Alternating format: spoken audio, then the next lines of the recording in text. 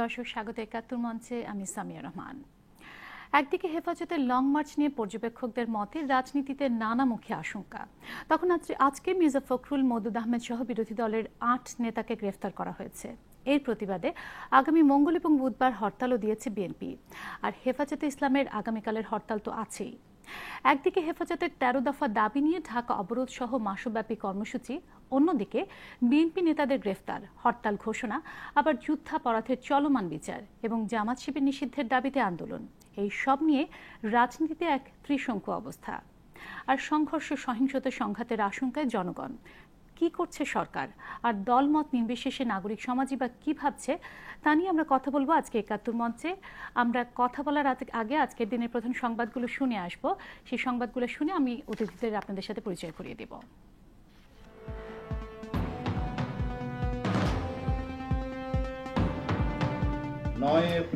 ফখরুল সহ বিএনপির শীর্ষ নেতারা কারাগারে সোম মঙ্গলবার টানা ৩৬ ঘন্টার হরতাল। ৩৬ ঘন্টা হরতাল পালনের জন্য দেশবাসীকে বিএনপি ও ১৮ দলীয় জোটের পক্ষ থেকে উদাত্ত আহ্বান জানাচ্ছি।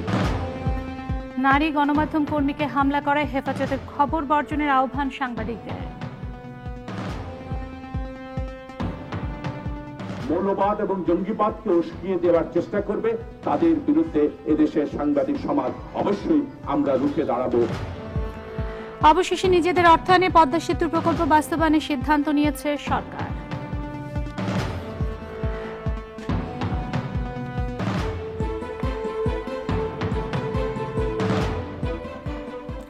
দর্শক শুনলেন আজকের দিনের প্রধান সংবাদগুলো। আমরা চাই আপনারা আমাদের সাথে আলোচনায় যোগদান করুন, Facebook, Twitter, SMS, phone, Skype, যে কোনো মাধ্যমে। দর্শক আমাদের সাথে কিছুক্ষণ পরই যোগ দেবেন হাসানুল হক ইনু, তথ্যমন্ত্রী, গণপ্রজাতন্ত্রী বাংলাদেশ সরকার। তবে তার আগে আমরা একটু সংযুক্ত হতে চাই গুলশানের বাসা থেকে শাহিন আনামের সাথে, নারী নেত্রী এবং নির্বাহী পরিচালক, মানুষের জন্য ফাউন্ডেশন। শাহিন আনাম, আপনি নিশ্চয়ই শুনতে পাচ্ছেন আমার কথা। হেফাজতের অন্যতম দাবি ছিল নারী নীতি দাবি বাতিল করা এবং নারী পুরুষের অবাধ চলাফেরা। হ্যাঁ, নারী নীতি বাতিল করা হেফাজতের অন্যতম দাবি ছিল এবং নারী পুরুষের অবাধ চলাফেরা নিষিদ্ধ করাও তাদের দাবির অন্যতম। ইতিমধ্যে গার্মেন্টস শ্রমিক সহ বেশ কিছু নারী সংগঠন এর বিরুদ্ধে বিক্ষোভ সমাবেশ করেছে। বাংলাদেশের নারীরা ৪২ বছরে যে অবস্থায় এসে দাঁড়িয়েছে, তার পরিপ্রেক্ষিতে আজকে এই সময়ে আসলে এই দাবিগুলোকে কিভাবে দেখছেন?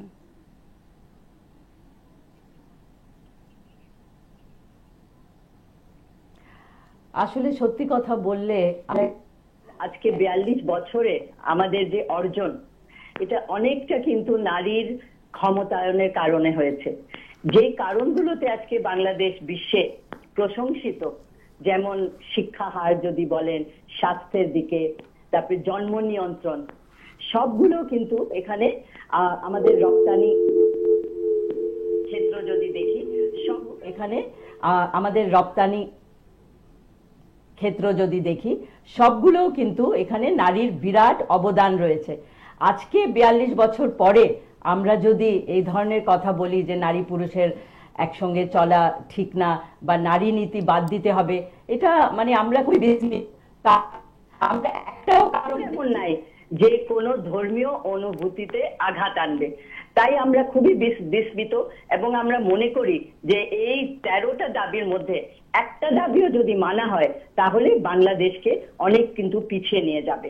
তাই আমাদের অনুরোধ, এই ধরনের দাবির সঙ্গে কোনো রকমের সমঝোতা যেন না করা হয় এবং আমরা এই দাবির সঙ্গে কোনো রকমের সমঝোতা যেন না করা হয় এবং আমরা এই দাবি খুব তীব্রভাবে আমরা প্রত্যাখ্যান করছি, কারণ একটা ইম্প্যাক্ট হবে। আপনি বলছেন যে ৪২ বছরে আসলে নারীর ক্ষমতায়নের কারণে বাংলাদেশ এ পর্যায়ে পৌঁছেছে এবং একটা দাবিও যদি মানা হয় বাংলাদেশ অনেকটা পিছিয়ে যাবে। আপনি কি মনে করেন শাহিন আনাম, এই দাবি তারা দেওয়ার পেছনে আমাদের দুটো প্রধান রাজনৈতিক দলের উপর কি কোনো দায় বর্তায় না? অবশ্যই আমরা খুবই দুঃখিত যে আজকে এমন জায়গায় কেন আমরা এসে পৌঁছেছি। ক্রমেই সংঘাতের দিকে যাচ্ছি, কোন রকমের সলিউশন আমরা সামনে দেখতে পাচ্ছি না এবং ধর্মনিরপেক্ষতা এবং ইসলাম এই দুটো কেন মুখোমুখি বা একটা পরিপন্থী হিসাবে কেন আজকে চলে এসছে, তাই আমরা আসলে খুবই দুঃখিত। কারণ এরকম হওয়ার কথা ছিল না। আমরা অনেক পথ পার করে এসেছি, বাংলাদেশ আমরা এস্টাবলিশ করেছি একটি ধর্মনিরপেক্ষ রাষ্ট্র এবং সমাজ, এবং আজকে এতদিন পরে যে কথাগুলো বলা হচ্ছে সেটা কিন্তু কোনোদিনও বাংলাদেশের জন্য কোনো মঙ্গল বয়ে আনবে না আমরা মনে করি। আপনি বললেন যে ধর্মনিরপেক্ষতা এবং ইসলাম মুখোমুখি অবস্থানে দাঁড়িয়ে গেছে। যুদ্ধাপরাধীদের ইস্যু নিয়ে বিচারের ইস্যুতে এই আন্দোলন শুরু হয়েছিল, এখন ধর্মনিরপেক্ষতা আস্তিক নাস্তিক এই বিষয়টা মূল ইস্যু হয়ে দাঁড়িয়েছে। আসলে এই সবগুলোর সঙ্গে একটা যোগসূত্র আছে আমরা মনে করি, কারণ এটা আরম্ভ হয়েছিল যুদ্ধ অপরাধীদের বিচার করতেই হবে, এবং বাংলাদেশের যে আপাময় জনঅপরাধীদের বিচার করতেই হবে, এবং শাস্তি কি হবে সেটা অন্য ব্যাপার, কিন্তু বিচার হোক সবাই চেয়েছে। তার সঙ্গে একটা এই ইস্যু এখন আনা আস্তিক অনাস্তিক, এটা কিন্তু এই যে আমাদের যে মূল যে দাবি ছিল যে যুদ্ধ অপরাধীদের বিচার করতে হবে, এইখানে কেমন যেন আমরা মনে করছি এক ধরনের ষড়যন্ত্রই আমি বলবো, এটা এখানে কোনো একটা ব্যাপার আছে ভেতরে। আপনি ষড়যন্ত্রের কথা বললেন, আপনার মতে ষড়যন্ত্রটা কাদের পক্ষ থেকে, কি ধরনের ষড়যন্ত্র হচ্ছে? মানে যারা যুদ্ধ অপরাধী বিচার চায় না, এরকম অনেক আমাদের এখানে মানে অনেক গোষ্ঠী রয়েছে, অনেক গ্রুপ রয়েছে যারা যুদ্ধ অপরাধীদের বিচার চায় না, এবং এই গণজাগরণের যে আমাদের যে প্রজন্ম, আমাদের তরুণ সমাজ যে জেগে উঠেছে, তাদেরকে একটু কি বলবো অপদস্থ করার একটা প্রয়াস আমি দেখছি, কারণ তারাই সোচ্চার হয়েছিল যুদ্ধ অপরাধীর বিচারের পক্ষে। শাহিনা ম্যাম, আমি আপনার কাছে একটু সরাসরি জানতে চাইছি, এই পুরো গোটা ঘটনায় সরকারের দায় আপনি আসলে কতটুকু দেখছেন এবং বিরোধী দলের দায় কতটুকু দেখছেন? আমি মনে করি সরকারকে অনেক অ্যান্টিসিপেট করা উচিত ছিল এবং প্রচারণা আরো জোরদার করা উচিত ছিল। অনেকটা দায়, যেহেতু দেশ একটা সংঘাতের দিকে যাচ্ছে এবং যে সরকার পাওয়ারে থাকে তাকেই কিন্তু এটার দায় বহন করতেই হবে। তবে বিরোধী দলও খুব একটা ইররেসপন্সিবল আমি বলবো কর্মকাণ্ড করছে, হরতালের পর হরতাল দিয়ে, এবং এত হিংস্র এত সহিংসতা হরতালে আগে আমরা কম দেখেছি। হরতালের আগের রাত্রে ভাঙচুর, দোকানপাট ভাঙা, মানুষের উপরে অত্যাচার করা, এগুলো থেকে যদি বলা হয় হরতাল একটি আমাদের একটা শাহিনা, আপনি বলছেন সরকারের অ্যান্টিসিপেট করা উচিত ছিল, সরকারের অ্যান্টিসিপেশনের কথা বলছেন আপনি, কিন্তু সরকার নিজেই বলেছে, সরকারের পক্ষ থেকে বলা হয়েছে সরকার এই দাবির ব্যাপারে আন্তরিক। সরকার কি দাবি? যুদ্ধ অপরাধের বিচার, হেফাজতে ইসলামের 13 দফার দাবির ব্যাপারে আন্তরিক না। আমরা এটা তো আমরা কোনো মতেই আমরা মেনে নিতে পারবো না। কি কোনটা মানবে আমরা একটু সুস্পষ্ট ভাবে জানতে চাই, কারণ এখানে প্রত্যেকটার সঙ্গে লিঙ্ক আছে, এবং এটা যদি কোনো একটাও মানা হয় আমি মনে করি না যে আমাদের সমাজের জন্য এটা ভালো হবে। আমি মনে করি আমরা অনেকটা পিছিয়ে যাব। আপনাকে ধন্যবাদ। আমরা একটু কাটাবনের বাসা থেকে অধ্যাপক ডক্টর এমাজউদ্দিন আহমেদের কাছে যেতে চাচ্ছি, রাজনীতি বিজ্ঞানী এবং সাবেক উপাচার্য, ঢাকা বিশ্ববিদ্যালয়। ডক্টর এমাজউদ্দিন, আপনি শুনতে পাচ্ছেন আশা করি আমার কথা। ডক্টর এমাজউদ্দিন, আমি আপনার কাছে জানতে চাচ্ছি, বিএনপি সবসময় নিজেকে বলে আধুনিক বাংলাদেশের কথা বলে, আধুনিক বলে দাবি করে। আপনি কি মনে করেন এই বিএনপি নেতারা এই হেফাজতে লং মার্চ সমাবেশে যে তারা সংহতি প্রকাশ করেছে, আপনি কি মনে করেন যে এই 13 দফাকে গণতান্ত্রিক আধুনিক বাংলাদেশের জন্য ঠিক মনে করেন? আধুনিক বাংলাদেশ বলতে কি বোঝানো হচ্ছে আমি বুঝতে অসুবিধা আমার হয়। আধুনিক বাংলাদেশ কি? যে বাংলাদেশে এখন পর্যন্ত শতকরা 40-42 বা 43% ব্যক্তি নিরক্ষরতার অন্ধকারে আছে, এখন পর্যন্ত যেখানে 38-39% মানুষ মানে ওই দারিদ্র সীমারেখার নিচে আছে, এবং তাদের অর্ধেকই মানবেতর জীবনযাপনে বাধ্য হচ্ছে, মানে এটা আবার আধুনিক সমাজ কোন জায়গা থেকে হলো? এবং এই ইনফরমেশনের দিক থেকে যদি এই প্রযুক্তির দিকে তাকাই, তাহলে এই ইনফরমেশন প্রযুক্তি বাংলাদেশের ডক্টর এমাজউদ্দিন, আমি একটু ইন্টারফেয়ার করছি। তাহলে ডক্টর এমাজউদ্দিন, আপনি বলছেন বাংলাদেশ এখনো আধুনিক হয়নি, আধুনিক অবস্থায় নেই, তাহলে কি হেফাজতে ইসলামের 13 দফা মানাটা আসলে আপনি ঠিক বলে মনে করেন, বাস্তবায়নটা ঠিক বলে মনে করেন? কথা বলছি না, মানা না মানার কথা বলছি না, মানার ব্যাপার বা না মানার ব্যাপারটা সরকারের ব্যাপার, মন্ত্রিসভা। আপনি কি মনে করেন এই 13 দফাকে আপনি কতটা আসলে ঠিক বলে মনে করেন? আমি যেটুকু অনুভব করি, গতকালকে যে হেফাজতে ইসলামের যে মহাসমাবেশ, যেটা in terms of attendance of the people, one of the biggest congregations in Dhaka city, এদের মানে মূল মেসেজটা হচ্ছে একটাই মেসেজ, যে এই দেশে যখন যেখানটায় মানে বৃহত্তর জনসমষ্টি, মোট জনসমষ্টির শতকরা 85 বা 90% যেখানে মুসলমান, যাদের ধর্ম ইসলাম, ওই ইসলামকে উপেক্ষা করে বা ইসলামকে অবনমিত করে, অপমান করে রাজনীতি এখানটায় চলবে না। ডক্টর এমাজউদ্দিন, এদের মূল মেসেজের সাথে আরেকটা বিষয় ছিল যে নারী পুরুষের অবাধ মেলামেশা বা নারী নীতি বাতিল করা। এটা 13 পয়েন্টের একটা, 13 পয়েন্টে সেই বিষয়গুলো অনেকগুলো বিষয় আছে। আমি আপনার কাছে অবশ্যই আবারও আসবো। তার আগে দর্শক আপনাদের সাথে পরিচয় করে দিচ্ছি। আমাদের সাথে এইমাত্র সংযুক্ত হয়েছেন হাসানুল হক ইনু, তথ্যমন্ত্রী, গণপ্রজাতন্ত্রী বাংলাদেশ সরকার এবং সভাপতি জাতীয় সমাজতান্ত্রিক দল জাসদ। আপনি যানজটে আটকে পড়েছিলেন বোধহয়। আমি আপনার কাছে, আমরা এতক্ষণ কথা বলছিলাম হেফাজতের লং মার্চ নিয়ে এবং বাংলাদেশের পরিস্থিতি নিয়ে। গতকাল হয়ে যাওয়া হেফাজতের লং মার্চ নিয়ে আপনি বলেছিলেন যে বিএনপি জামাতের পাতা ফাঁদে পা দিয়েছে হেফাজতে ইসলাম, কিন্তু হেফাজতের দাবির পরিপ্রেক্ষিতে ব্লগারদের গ্রেফতার বা আওয়ামী লীগের কার্যনির্বাহী কমিটির সভায় গণজাগরণ মঞ্চ গুটিয়ে ফেলার পক্ষে যে মত দেওয়া হয়েছে, এই সমস্ত ঘটনার পরিপ্রেক্ষিতে রাজনীতি পর্যবেক্ষকরা মনে করছেন যে সেই পাতা ফাঁদে আসলে সরকারও পা দিয়েছে। কারণ ইস্যু হিসেবে আলোচনা ছিল যুদ্ধাপরাধীদের সর্বোচ্চ শাস্তি, জামাত শিবির নিষিদ্ধ করা। সেই ইস্যু ছাপিয়ে এখন বিষয়টা দাঁড়িয়ে গেছে ইসলামের পক্ষ বিপক্ষ কিংবা নাস্তিক আস্তিক, এই ইস্যুগুলো দাঁড়িয়ে গেছে। সরকার, হেফাজতে ইসলাম, জামাতে ইসলাম, বিএনপি সবাই মিলে কিন্তু আপনারা আসলে এই পরিস্থিতিটা তৈরি করেছেন। আজকে মির্জা ফখরুল, বিএনপি বিরোধী দল, তারাও এই পরিস্থিতি তৈরি করেছে, সরকারও তৈরি করেছে। আজকে যখন মির্জা ফখরুল, মওদুদ আহমেদ সহ বিরোধী দলের 8 নেতাকে গ্রেফতার করা হয়েছে, তারা হরতাল দিয়েছে মঙ্গল বুধবার। আগামীকাল হেফাজতে ইসলামের হরতাল তো রয়েছে, আমরা হরতাল অনেক দিন ধরেই দেখছি। একদিকে হেফাজতে ইসলাম, একদিকে বিএনপি, এই যে ত্রিশঙ্কু অবস্থা, উভয় সংকট, এই ব্যর্থতার দায় কি আসলে সরকারের না? ধন্যবাদ।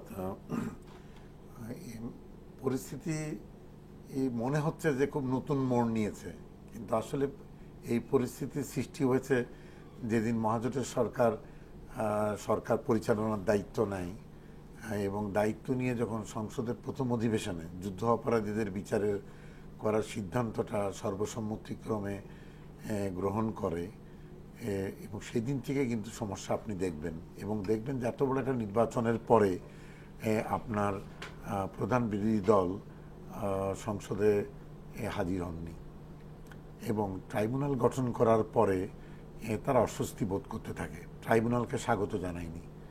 এবং বিএনপি এবং জামাত ট্রাইব্যুনাল গঠনের পরে যখন শীর্ষ আত্মস্বীকৃত এবং পাকিস্তানের মানে স্বস্বীকৃত দালালদের গ্রেপ্তার করা হয় এবং আদালতে পাঠিয়ে দেওয়া হয়, তখন কিন্তু বিএনপি নীরবতার মধ্য দিয়ে এটাকে সমর্থন করে। আমি যেটা বলতে চাইছি যে আপনি দেখবেন যে গত 4 বছর ধরে আপনার এই যুদ্ধ অপরাধীদের বিচারের বিরুদ্ধে জামাত ইসলামী একটা অবস্থান নিয়েছে, এবং সর্বশেষ যখন সাজা হওয়া শুরু হলো আর কি, তখন সব ঘোমটা ফেলে দিয়ে প্রকাশ্যেই কিন্তু যুদ্ধ অপরাধীদের মুক্তির দাবিতে মিছিল মিটিং।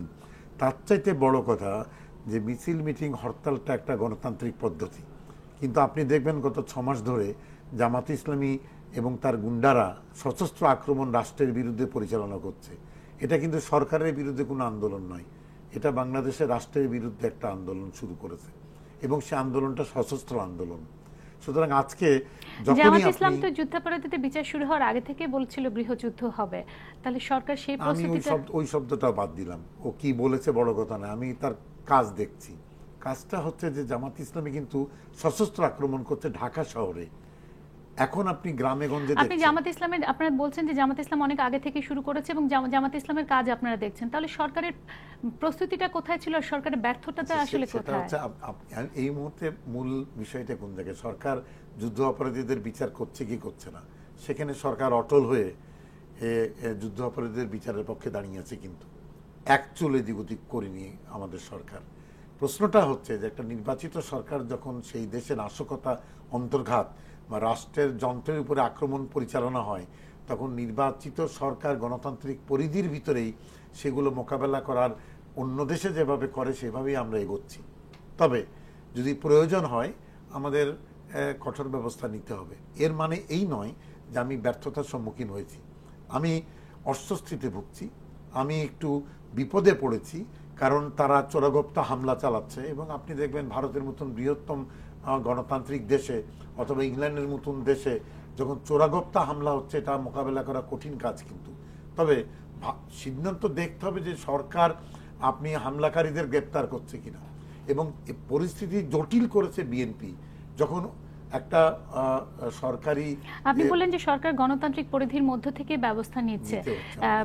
বিএনপি তার রাজনৈতিক কারণে যাই করুক না কেন, রাজনীতি বিশ্লেষকরা মনে করছেন যে সরকারের উচিত ছিল এই সময় বিএনপিকে আস্থায় নেওয়া, সেটা না করে এখন আবার বিএনপি যারা নেতারা জামিনে ছিল তাদেরকে আবারও কারাগারে পাঠিয়ে দেয়া, সংঘর্ষ, সহিংসতা বা হরতালের পরিস্থিতি আরো তৈরি করা হচ্ছে না? আপনার কথা বিএনপিকে আস্থায় নাও, আস্থায় কি জন্য? গণতন্ত্রের জন্য তো, গণতান্ত্রিক রীতিনীতি আরো ভালো করার জন্য তো।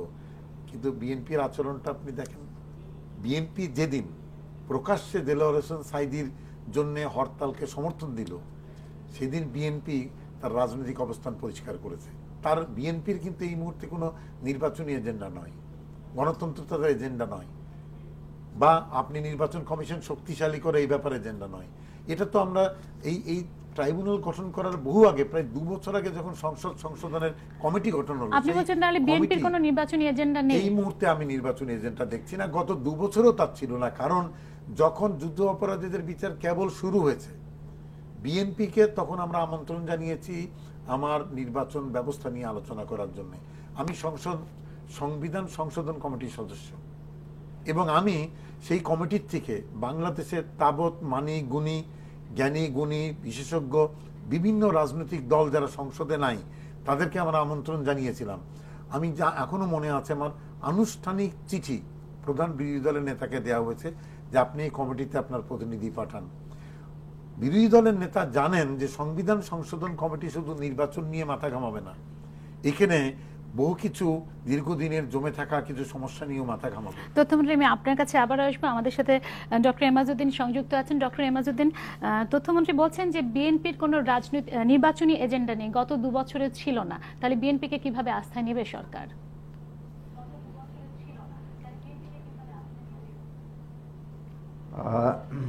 আমার বক্তব্য মানে এই সম্পর্কে খুব সংক্ষিপ্ত বক্তব্য। মাননীয় তথ্যমন্ত্রী হাসানুল হক এনুকে আমি ভালোবাসি, ওকে ভালোভাবে জানি। যে কথা তিনি বললেন সেটা ঠিক সঠিক না। কারণ হলো যারা ক্ষমতাসীন তাদের নির্বাচিত সরকার পরিচালনা করছেন, এই নির্বাচিত সরকার পরিচালনা যারা করছেন আর কি নির্বাচিত হয়ে, তাদের দুটো মূল দায়িত্ব থাকে, যে সামনে মানে ক্ষমতা হস্তান্তর যাতে শান্তিপূর্ণ উপায় করা যায়, এই জন্য ওই তত্ত্বাবধায়ক কথাটা ফেলেন বা অন্তর্বর্তীকালীন সরকার, এইগুলো দরকার নেই। একটা নির্দলীয় বা নিরপেক্ষ ম্যানেজমেন্টের মাধ্যমে নির্বাচন অনুষ্ঠানের ব্যবস্থা, এই সম্পর্কে বক্তব্য আমার জানা মতে বিএনপি দিয়ে চলেছে আর কি। সুতরাং এই বিএনপি তো দিয়ে চলেছে, এখন তার পলিটিক্যাল এজেন্ডা নাই, মানে এই কথাটা বলা ঠিক না। আর একটা কথা বলে রাখি যে যুদ্ধাপরাধ সম্পর্কে এই যে বিচার হচ্ছে আর কি যুদ্ধাপরাধীদের, এই বিচারটা কিন্তু একটা দলীয় ব্যাপার না, এটা একেবারে পুরোপুরি জাতীয় বিষয়। এই বাংলাদেশের মানে সব থেকে বড় অর্জন, আমাদের মানে 1000 বছরের সব থেকে বড় অর্জন হলো ওই 71-এর মুক্তিযুদ্ধ, এবং 71-এর মুক্তিযুদ্ধের ফসলই হলো আমাদের স্বাধীনতা, সার্বভৌমত্ব। এখন আমাদের স্বাধীনতা সার্বভৌমত্বকে যারা মানে বাধাগ্রস্ত করার চেষ্টা করেছিল বা প্রতিবন্ধকতা সৃষ্টি করেছিল, তাদের বিচার নিশ্চয় হতে হবে। এই বক্তব্য আমার শুধু নয়, আমি আমার বন্ধু বান্ধব, তথ্যমন্ত্রী যেটা বললেন যে বিএনপি নির্বাচনী, ডক্টর এমাজউদ্দিন তথ্যমন্ত্রী যেটা বলেন যে বিএনপি আসলে নির্বাচনী চায় না এবং এই সরকার ক্ষমতায় আসার পর থেকে বিএনপি বিরোধিতাই করে যাচ্ছে, যেটা আমি মনে হয় স্যারের কথার একটু জবাব দিই। স্যার, আপনাকে আসসালামু আলাইকুম। আমি আপনাকে শ্রদ্ধা করি এবং আপনার মতামতের দাম দিই। আমি খুব বিনয়ের সঙ্গে স্যার আপনাকে বলতে চাচ্ছি যে নির্বাচন বা গণতন্ত্র নিয়ে আলোচনা করাই মঙ্গলজনক, এবং সেই ব্যাপারে আপনার নিশ্চয় মনে আছে স্যার যে সংবিধান সংশোধন কমিটি যখন গঠন করা হয়, সংবিধানের রীতি অনুযায়ী বা সংসদের রীতি অনুযায়ী আমাদের পক্ষ থেকে মাননীয় বিরোধী দলীয় নেতা বেগম খালেদা জিয়ার কাছে আমরা চিঠি পাঠিয়েছিলাম, প্রথমে ওই কমিটিতে তার মনোনীত সদস্য পাঠাতে, এবং উনি সেই পাঠাননি। দ্বিতীয়ত, উনি জানেন যে এই যখন হাইকোর্টের রায় এসে গেছে এবং উপর্যুপরি ডক্টর কামাল হোসেন থেকে শুরু করে বিভিন্ন মতের মানুষজন ওই কমিটিতে এসে সরকার পদ্ধতি কি হবে নির্বাচনের সময়, নির্বাচন পদ্ধতি কি হবে, অথবা এই সংবিধানে মূলনীতি থাকবে কি থাকবে না, বহু বিষয়, খালি একটা নির্বাচন নয়। আমরা সবাইকে আমন্ত্রণ জানাচ্ছি এবং সবাই, এমনকি প্রাক্তন বহু বিচারপতি, প্রধান বিচারপতি ওখানে এসেছেন। বেগম খালেদা জিয়াকে উপর্যুপরি আমরা অনুরোধ করেছি যে আপনি এসে আপনার যে কোনো মত এখানে দেন, দেশবাসী দেখবে আপনার যুক্তি ভালো কি মন্দ। আমি এই কথাটা বলতে চাচ্ছি স্যার, আপনার মনে হয় একটু তথ্যের ঘাটতি আছে। আমরা কিন্তু চেষ্টা চালিয়েছি বিএনপির সঙ্গে আলোচনার জন্য, উনি কখনো আলোচনায় সাড়া দেননি। 1, 2 নম্বর, উনি বারবার বলছেন একটা কথা, আগে তত্ত্বাবধায়ক সরকারের ঘোষণা দিয়ে দিন তারপরে আলোচনায় বসবো। পুরনো কাঠামোর তত্ত্বাবধায়ক সরকারের ঘোষণাই যদি দিয়ে দিই তাহলে তো বিএনপি কেন, কারোর সঙ্গে আলোচনার দরকার নাই। কিন্তু স্যার আপনি জানেন যে হাইকোর্টের রায়ের 3টা বিধান ছিল। একটা ছিল যে এটা সাংঘর্ষিক, এটা থাকা উচিত না। দ্বিতীয়ত ছিল 2বারের জন্য যদি সংসদ যদি মনে করে, রাজনীতিবিদরা মনে করে, তাহলে 2বারের জন্য থাকতে পারে। 3 নম্বর ছিল যদি রাখেন তাহলে বিচার বিভাগকে বাদ দিবেন। আমার প্রশ্ন হচ্ছে, যখন আমি বিচার বিভাগকে বাদ দিব তাহলে তত্ত্বাবধায়ক সরকার বা অন্তর্বর্তীকালীন সরকারটা নিরপেক্ষ করার জন্য কি গঠন পদ্ধতি হবে সেটা আমাকে নির্ধারণ করতে হবে, এবং সেটা একতরফাভাবে আমি করতে চাইনি। আমরা বিরোধী দলের মত চাই, এবং আমরা যখন বিরোধী দল সংসদে আসলেন না এবং সংবিধান সংশোধন কমিটিতে আসলেন না, আপনি তখন স্যার খেয়াল করবেন হাইকোর্টের নির্দেশ অনুযায়ী সংবিধানের যে 58 ক ধারাটা, যেখানে তত্ত্বাবধায়ক সরকারের বিধানটা আছে, সেটা যেভাবে বাতিল, ওই বাতিল কথাটা আছে, বাতিল হয়ে গেছে ওটা। এখনো সেই দিন সমাপনী অনুষ্ঠানে আমাদের সংসদ নেতা প্রধানমন্ত্রী শেখ হাসিনা উনি কিন্তু পরিষ্কার বললেন যে যাই ঘটুক না কেন নির্বাচন নিয়ে আলোচনার রাস্তাও খোলা আছে। আপনি দেখবেন আজকে খালেদা জিয়া উনি নির্বাচন নিয়ে, নির্বাচন কমিশন নিয়ে কোনো আলোচনায় আসতে চাচ্ছেন না, কিন্তু উনি কিন্তু একটা উত্তেজনাকর পরিস্থিতি তৈরি করার চেষ্টা করছেন, এবং উনি রাগঢাক ফেলে দিলেন যেদিন সাইদির হরতালের জন্য উনি সমর্থন দিলেন, আরো রাগঢাক ফেলে দিলেন যেদিন হেফাজতে ইসলামের অত্যন্ত বিতর্কিত 13টা দফা দাবির পক্ষে লং মার্চের সমর্থন দিলেন। আমি এই প্রসঙ্গে ডক্টর এমাজউদ্দিনের বক্তব্য নিব। আপনি আপনার পরামর্শ আমি গ্রহণ করছি। নির্বাচনী এজেন্ডা এই মুহূর্তে খালেদা জিয়া যদি আলোচনা করতে চায়, ধানের ক্ষেতের আইলেট থেকে শুরু করে উনার বাসভবনে বসার জন্য আমি প্রস্তুত আছি। আমরা এই প্রসঙ্গে ডক্টর এমাজউদ্দিনের বক্তব্য নিব। আলোচনাই করবেন না, উনি উত্তেজনা তৈরি করতে চান, চক্রান্তের রাজনীতি করতে চান।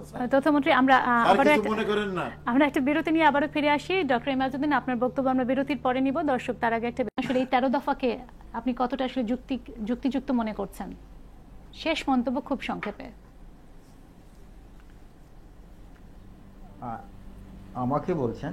জি জি, হ্যাঁ, না ঠিক আছে, 13 দফাকে কতটুকু যুক্তিযুক্ত মনে করছি, মানে আমি ওদের বক্তৃতা শুনেছিলাম গতকালকে, এবং বক্তৃতা শোনার পর আমার ধারণা হয়েছে ওই একটি বিষয় তারা বড্ড বেশি ক্ষুব্ধ।